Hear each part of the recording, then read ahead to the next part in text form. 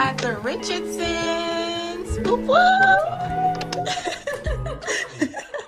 Him when we made eye contact, it was like time stood still. It was like nothing else was in the room, and I was like, "Okay, Keisha, he's just a man. Get yourself together."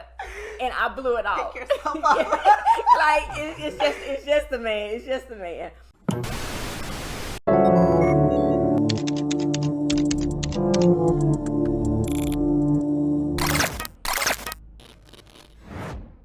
What's good, everyone? Bisi here, and this is the Legit Podcast. Today, I'm sitting down with a dope couple. Keisha and I met in Dallas.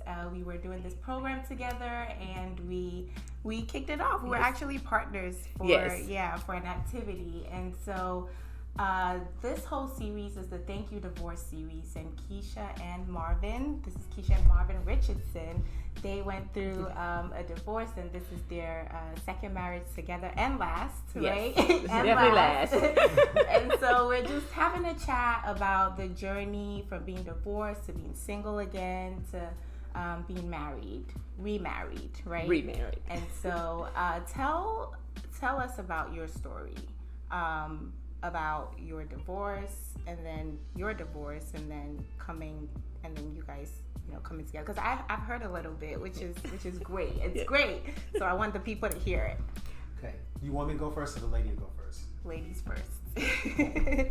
Okay, so I would say for me, growing up in a home where I saw a lot of dysfunction, I witnessed domestic violence, I witnessed adultery. I actually grew up and said I never wanted to be married, because I'm like, if this is what married life is like, then I'll just stay single, or if I get married, I need a husband who's going to be offshore or I didn't know offshore.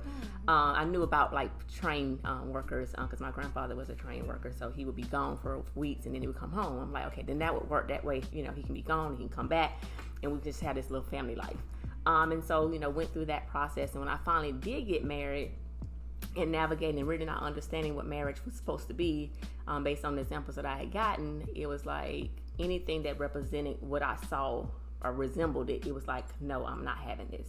And so when we begin to have those intense moments and back and forth, because I had been in a domestic violence home, it was triggers for me, and I never understood what a trigger was. And so for that, I'm like, I have to protect my children. I don't want them to see what I saw growing up, and because of that, I went running.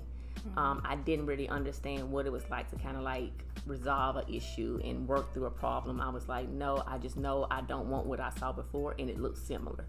And so I went through the divorce, and I tell people divorce is worse than death, because when someone passes away, you have a funeral, so you have a little bit of closure. But when you have a divorce, there's really not closure. A lot of times the two people don't even communicate anymore. And then when you have children, you're constantly having to be reminded that I'm truly divorced. And so navigating through that, and when I found out that my ex was getting remarried, I realized that, I need to get some healing. I'm not really over what I went through. And just really navigating through that and allowing God to truly heal my soul and wounds that I had based on that. And so from that, I actually said, Lord, I can't do this on my own. I need you to send me some people around me that are very like-minded, that I can walk and navigate through this. Because God had also been dealing with me with having sex outside of marriage, because I was molested as a child. So I had all this baggage that I took into my first marriage, and then I went through a divorce. Now, that was a catastrophic event on top of all the things that I had really dealt with in my childhood. And so I'm like, okay, Lord, you're really going to make me deal with these things? And he's like, yes, I am. But I'm going to bring people around you to be able to walk this journey with you. And then so I was part of this program, the One University, and I was able to meet some nice single women who was on fire for God, who was actually living out this celibacy lifestyle. And I was able to really gravitate and like walk, and they was able to walk through me with that, pray with me, when I was having hard moments. And God really broke those things off of me. So I was able to go into my second marriage knowing that God truly healed those sexual wounds that I had. Because I'm like, it was like the first time all over again. I know that's a little deep, but this is legit. Okay, this is legit. But it was that moment for me. But when I met Marvin, he actually was in the same group that I was in. Had never met each other. We were both at a conference in Atlanta, Had never seen each other other than, I think that week of, I might have seen him pray, and I'm like, who is Marvin? And I looked at his page, and I'm like, I'm not sending no friend requests. I'm not doing that no more. I've been there, done that. Okay. Get to this conference and end up seeing him.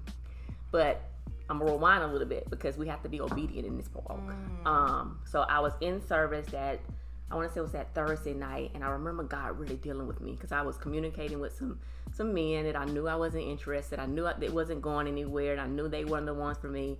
And God said, I need you to shut it down. And I'm like, but why? Like, I like talking to guys. I grew up around a bunch of boy cousins, so I was very comfortable in having male friends.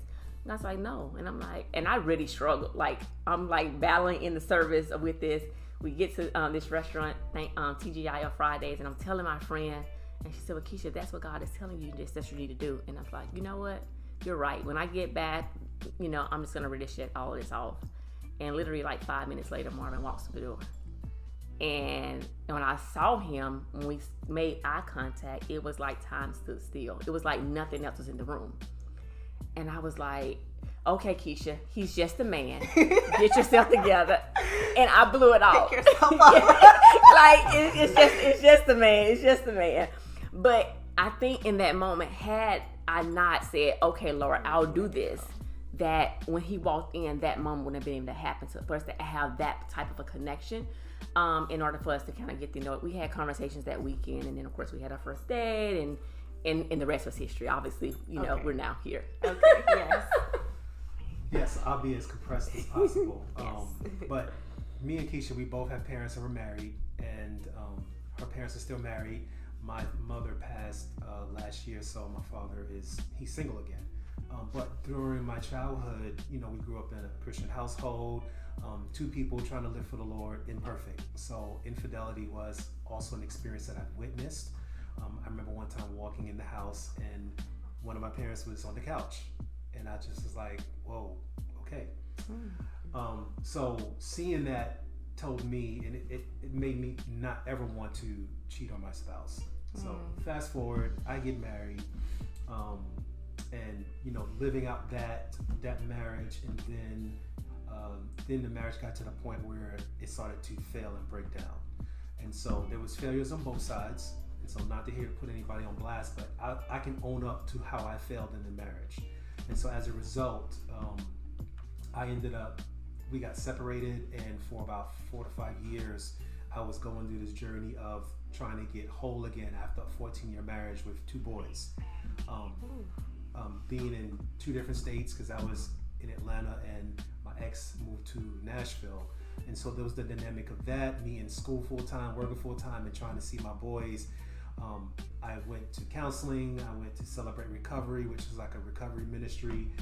Divorce care. Keisha did divorce care as well. Yes. So there was a lot of work that I was doing on myself. And then I also had moments where I was like, God, I'm angry at you. I'm bothered with you. And I'm going to do whatever I want.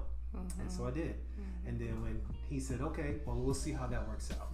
So after one relationship failed, or one pursuit, or be in friend zone probably 10 times, I'm just like, I just don't get it. Am I ugly? I mean, like, what is... No, baby, you're not ugly. So I'm like, I just don't get it. And so then, find myself in another situationship, and, just being dragged along, and knew that I needed to get out of that. And then at a church service, the preacher said, somebody in here needs to let go of the one that didn't want you in this year, so you can have the one that wants you in the next year.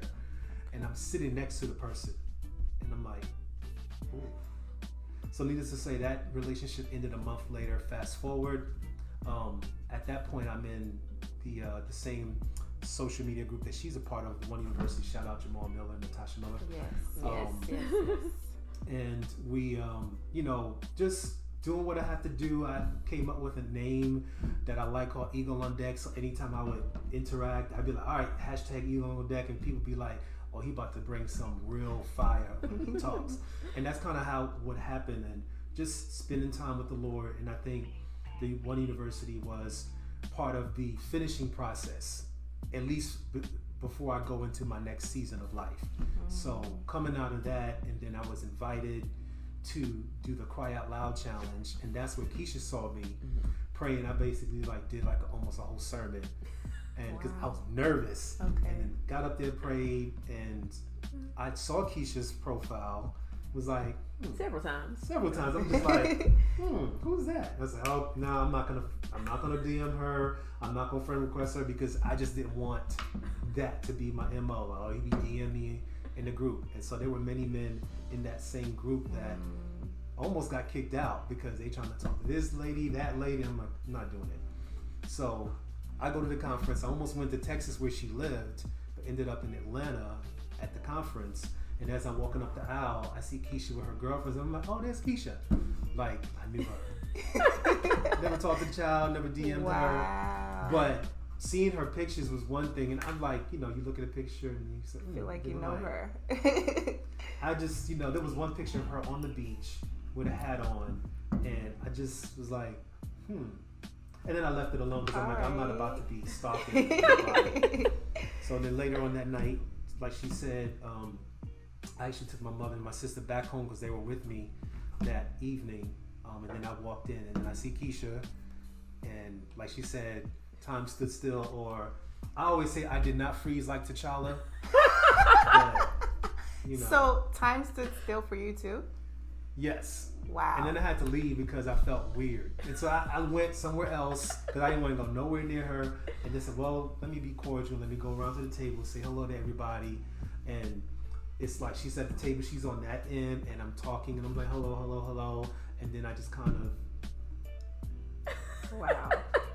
And I go, oh, all right, bye. I see y'all, because I'm like, obviously I'm staring. It sounds like the movies. Like, this dude must be cray-cray, so let me just move on. So then later that night, we all taking pictures, and I'm getting shots, I'm getting angles, but then the next day is when I came up with the courage to come up with some cheap line to get her in my space. Okay, so what I heard is you said you were married 14 years, right? Yes. And you were married 9.5 years. 9.5 years. Yes. And so what I heard was there was a lot of background issues with like your own families that affected how you went into a marriage or in a relationship. Yes. And so it sounded like you were in like protection mode. Yes. Right? And you were in, I don't want to, kind of protection mode too. I don't want to repeat the same cycle and everything. And you both did a lot of work during your single season. Like, yes. I was going to ask, how did you spend your single season and everything? You guys did a lot of work. How long were you single before you met Marvin? 4 years. And Marvin? Well, 2014, I met her in 2018. So 4 years. I was divorced officially in 2016. Okay. So you guys said a lot. I'm just trying to like go back and You're gonna have to go back.